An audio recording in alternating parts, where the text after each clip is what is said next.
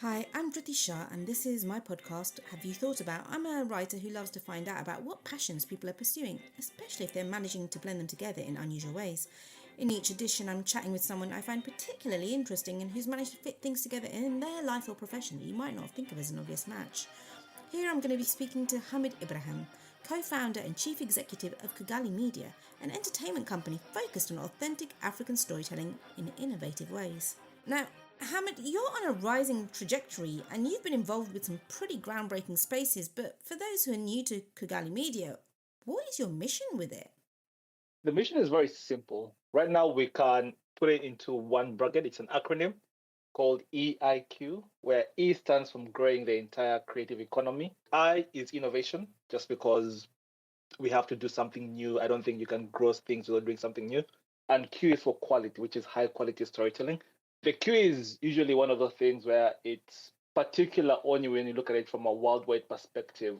Whereas if you look at most people in the West, they're used to, they only see the highest quality things. They see things with budgets in the millions. Whereas worldwide quality, most of the times, most people's budgets, they'll be lucky for it to touch 1 million. So the Q, the quality has to be there as an emphasis. I think that's really important that you're bringing that in, that it's not just about one dominant perspective, it's about bringing in what's realistic as well for people. So for you, Mhm. at what point did you realize you can't rely on what is the dominant narrative, that you have to actually change things, you have to do it yourself, you have to shake things up? My one was very funny because it happened in two stages almost. So from when I got out of uni, I always wanted to do something for generally everybody back home, so Africa in general. But it was never something that serious. It was more like, okay, let me try and get my thing sorted out as well for myself as a person.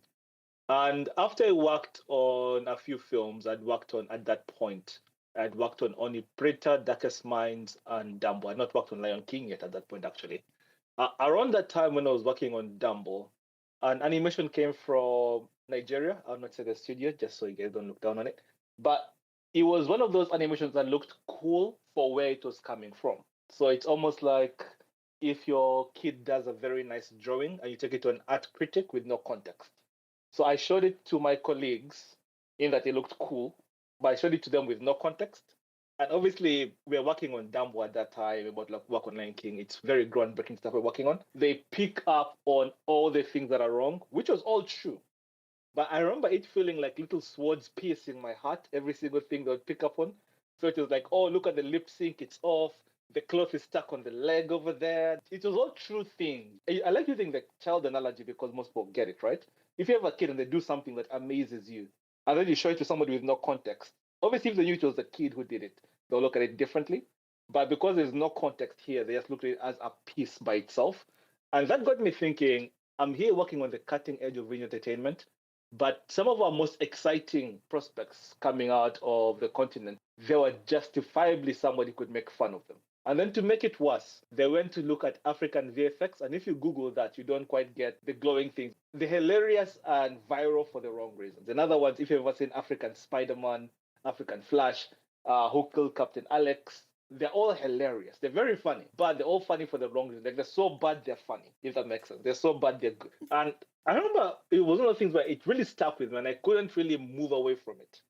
Whereas before it was something I just wanted to do on the side, it just kept haunting me in the back of my mind in that this is how people see African visual media. Like there was no other way for people to see it because that's the only examples they can see. And I thought I have the ability to show a better example, at least dedicate myself to create a better example.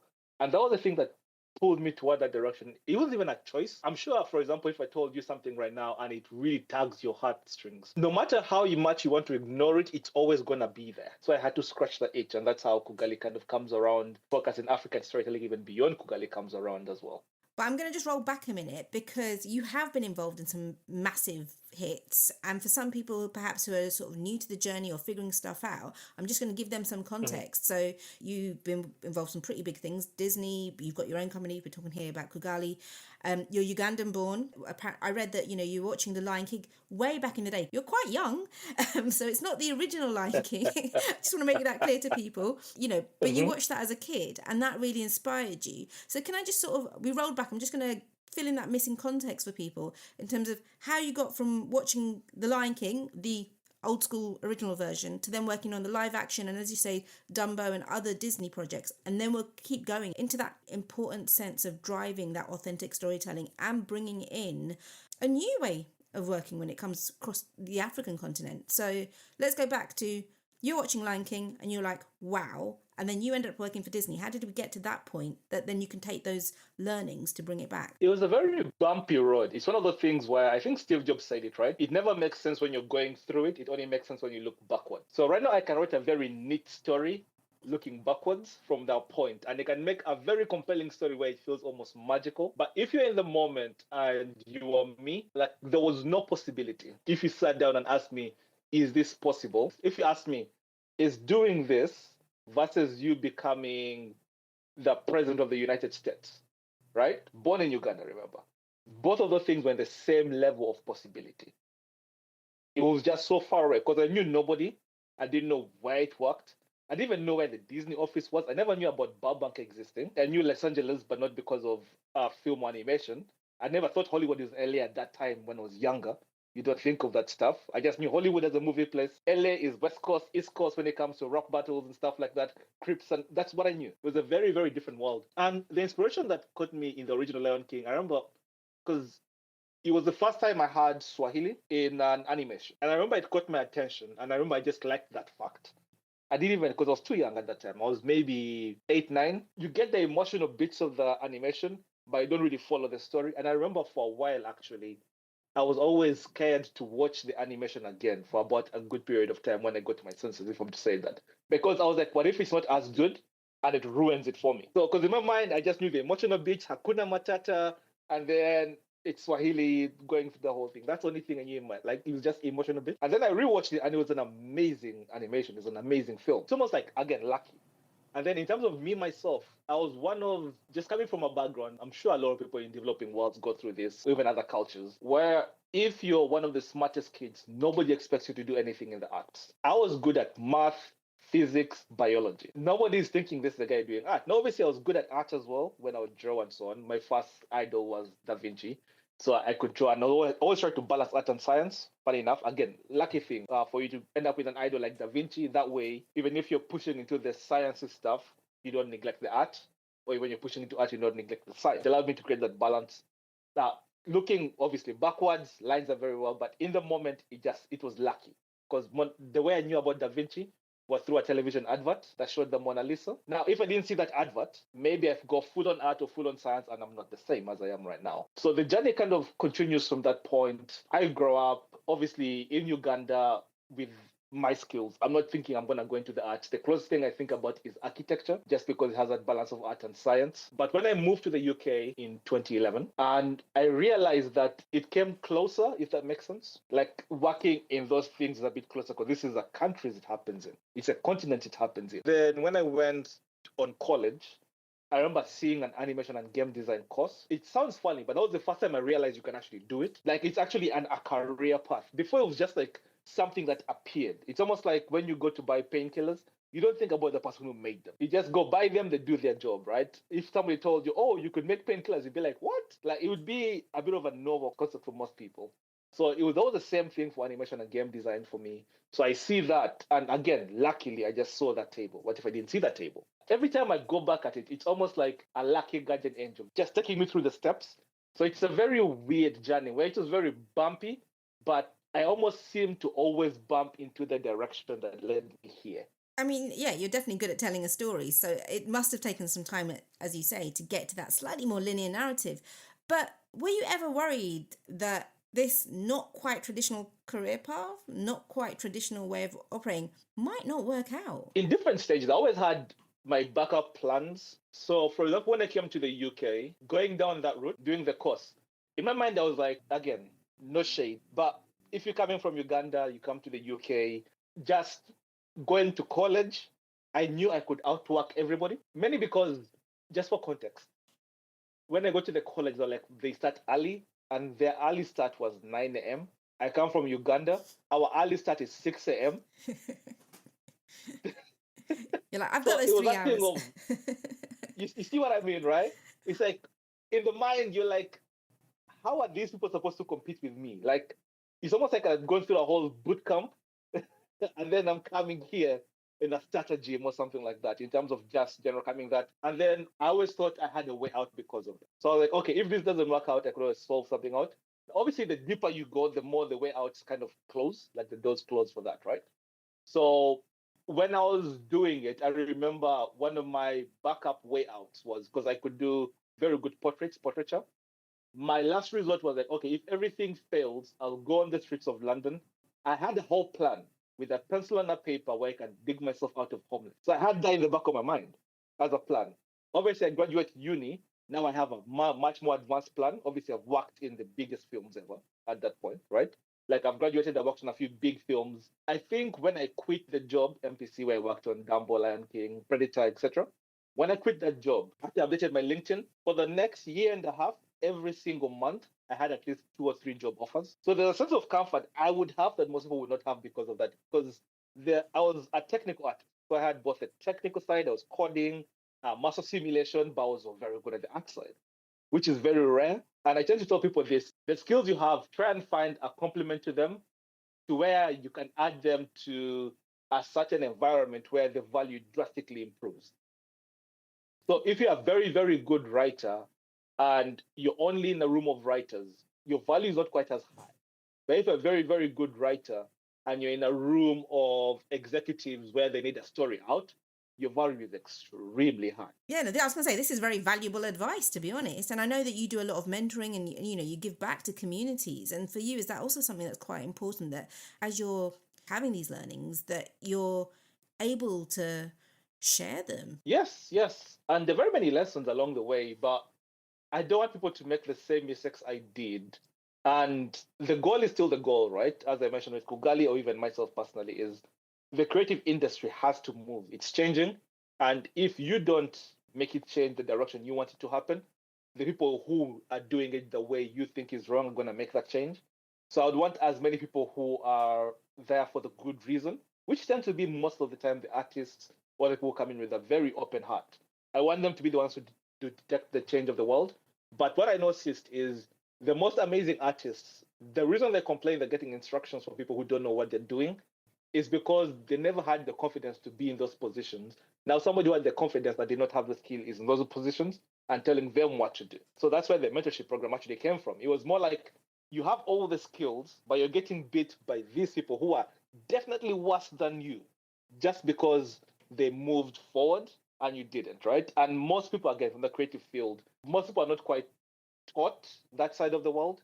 They're not even taught to talk to finance in the right way. It's almost like you stay in your creative bubble, be creative, and then the world happens around you. And my mentorship program, one of the key things is not having the world happen around you, but trying to make the world happen the way you want it to happen, especially today. Can you be my mentor? Absolutely wonderful advice. We do say this, like and your co-founders, you created Iwaju, and it's an African sci-fi series for Disney Plus, but they came to you. They read about Yeah. you. I mean, that's pretty surreal. That's not the done way of doing things. How did you make them take heed of Africa, the continent? Because you're in a team that is very sort of representative in terms of you bring in lots of different spaces, you different people. But how did you make them take heed of Africa in a way that really hadn't been done before? Two quotes: one, dig the well before you're thirsty. And the second one is you have to be, they say luck is when opportunity meets preparation. We had some things in place, but it had to be Disney's time to do that as well, if that makes sense. So, for example, if Jen Lee was not the chief creative officer of Disney at that time and it was somebody else, I don't think Iwaju happens. It was that time where Disney were looking for something new. And at that time, if you think about it, they're trying to get some stuff for streaming, they're trying to attack the market. So there are a lot of market conditions where, again, in hindsight, right, makes sense. But obviously, when you're in the source and you're doing it, you don't see all those variables. You see some of them. So as you're planning out your company strategy, you see some of those things. And one of the biggest things we did was we had free comics on the website, which we still do right now. What that means is if anybody wanted to find more about us and see our skills, they just go and read the comic books, which are free online, and they would have an idea about what we can do. And the way they found us was we had launched the first ever Pan-African comic book anthology. It went a semi-viral. We were trying to raise 10,000 for the month on Kickstarter, ended up raising 25,000 that month, which was like mind-blowing for us, I remember at that time. And obviously that got attention of a few people because it's an African story. And that was very big, right? It's the first one. So BBC reached out to do a mini documentary. They recorded us for a day. Now, from the recording of the day, another lesson I learned here, I said the words, "We are going to kick this ass in Africa."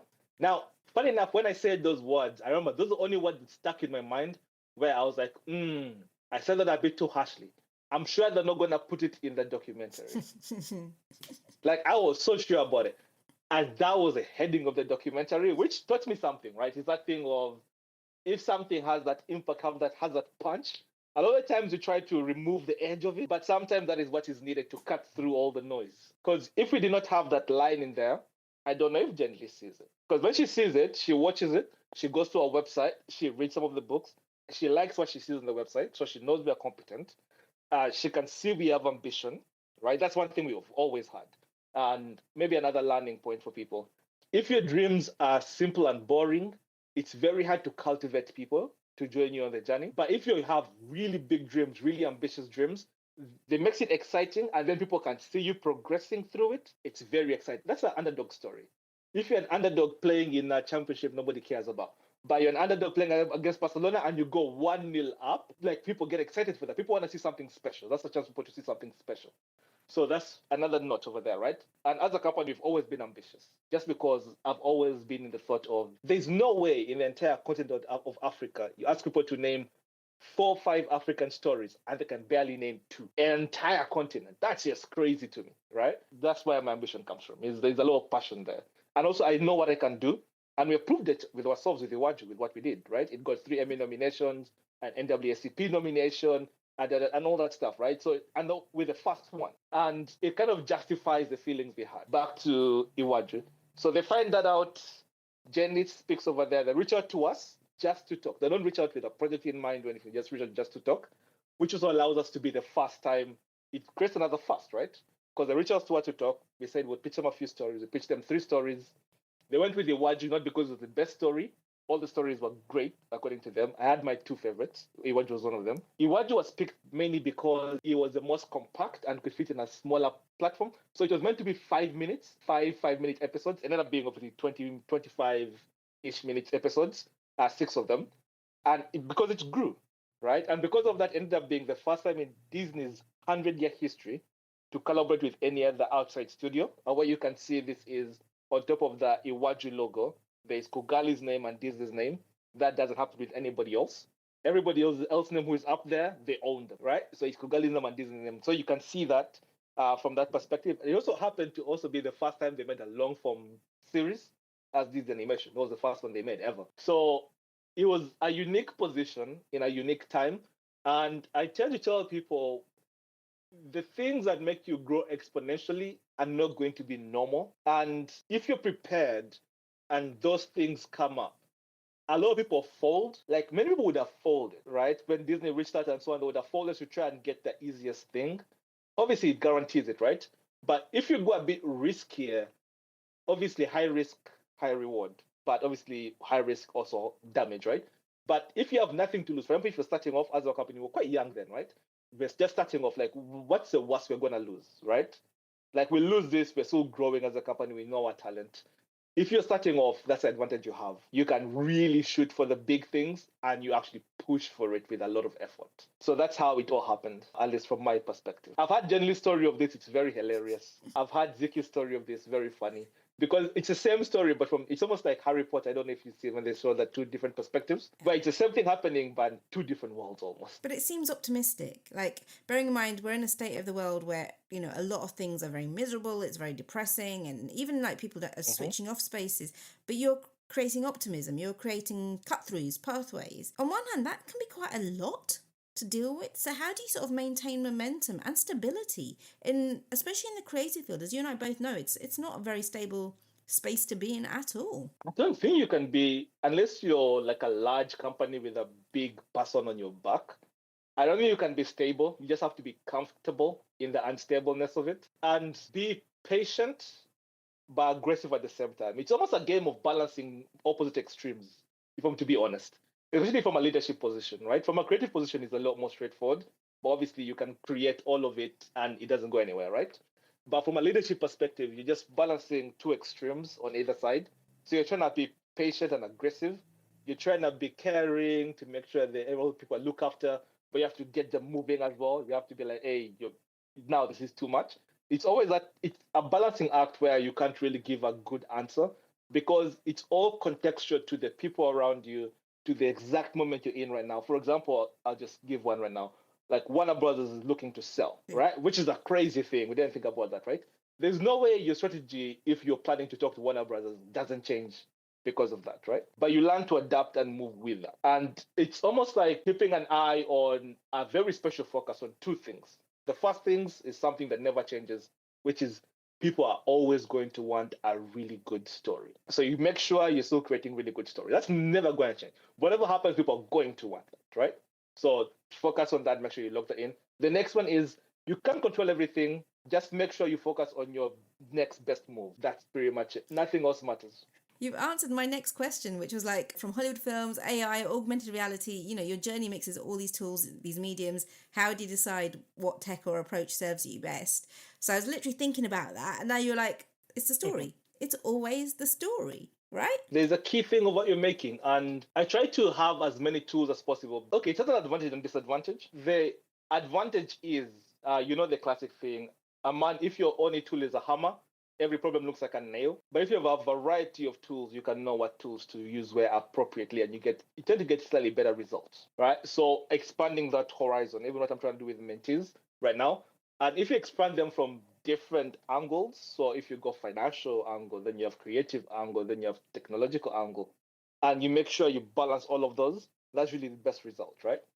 The disadvantage of that is obviously you only have the time you have. And I work more than most people would ever want to work. But it's because I know if I'm not putting in those number of hours, I am going to get worse results because I'm so spread out thin. How do you then make sure, going back to that element of routing, because I think that is incredibly important right now, and I always want to hear from creatives who have that. How do you make sure that you're rooted? Because, you have family, you have other commitments. So you are giving a lot to this journey, to what you're believing in, but at the same time, how are you making sure that you're not neglecting other spaces that you have to be committed to? There's a quote I like, which is you pick your regrets. I thought about that in advance, and I try to make sure there's nothing I'm sacrificing that will bother me a lot. Or even if it bothers me, because you consciously pick it, it happened, like you're more okay with it. Versus a lot of people, they are forced into regrets, and that tends to be a lot more painful, I found, right? So I'll not lie and say, for example, every weekend I'm talking to like random people here and there. Sorry, I don't have very many close friends. I have a few close friends, but I have very many loose friends, right? For example, I'll give an example with my wife right now. I went with her specifically. One of the big reasons was just because of who she is. We fit better. So if I was dating a normal girl, she would go mad. There's a time, at least this whole year, I think, until maybe August. Every month I was out of the country for at least 2 weeks in different countries, different continents, right? Most girls are not handling that in some way, right? So it's that thing of like, again, the people I have around me, at least at this point, they know me, right? It wasn't like I changed as well, which is a thing, right? It's just who I was. So I think same thing as I do with the mentorship program, right? First thing I tell the mentees is you need to know yourself, because what is good for me may not be good for you. So, for example, I can talk to the end of days. Because of that, I have lots of meetings. But some people cannot do it. Some people, after, I'll give an example. If I'm having less meetings in a day, I'm having 6 or 7 meetings. That's like very little meetings in a day. Most people, that's madness to them. But to me, it works out for me, right? Because of who I am. So if you know who you are, and then you pick what you're going to regret, no, you won't even regret it because you know it, but there's some painful things that are going to be there. It's almost like going on a diet, but you still want to eat the same food you had before. It just can't happen. Like one has to go, right? There's a point where something has to go, and you have to pick what that is. And I think for most people, it's always better to be cautious and know what that is. And also, obviously, observe yourself. If in time you sacrifice something and you see you're just miserable, don't do that. Now, there are different ways you can play around with your mind, which I'm very good at. I'm very good at mental games with myself, where you can make difficult things exciting. Just for myself, example, the more difficult the thing is, the more exciting it is for me. And that's because the mental model is, who could have done this? And that excites me after I finish it. I'm like, oh my God, I did this thing which nobody would have done. There's a time where I flew to LA, which was 11 and a half hours. I was there. I landed from LA, went straight to a meeting. I landed at 5. I went to a meeting at 7, had a dinner at 9, woke up in the morning, went to an event from 10. I went with my bag. I didn't even with a suitcase, I went with the bag. From the event at 10, I left the event at 3 to go to the airport from the event, not from the hotel. I went with my bag from the event, right? Which was talking in the airport, back on the plane, back to UK, another 11 and a half hours, landed, went to an event in UK, which was Comic-Con. If you know Comic-Con, there's 300,000 people turn up. So you're talking nonstop. So I did Comic-Con for 2 days. And then on the Monday, I moved house. I remember at the end of that, I was like, I'm a superhero. I am so awesome. Like, that was my mental model. Whereas most people, that's like, the one, don't even try it. And two, it will be crushing you in a way. But because of the way I see it, in a way, it makes it a little bit more manageable for me.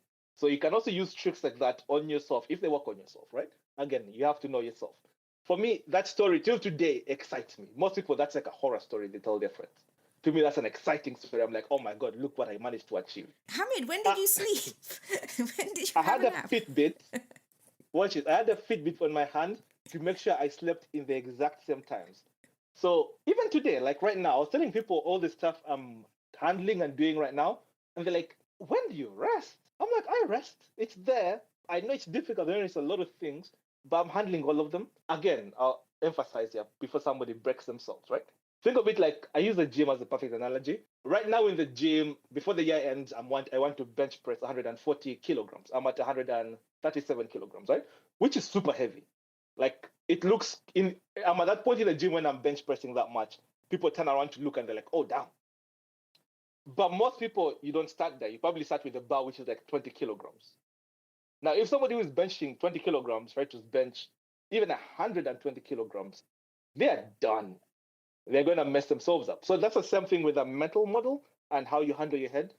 I treat it the same way. I try to extend how much I can handle for both my head and my body.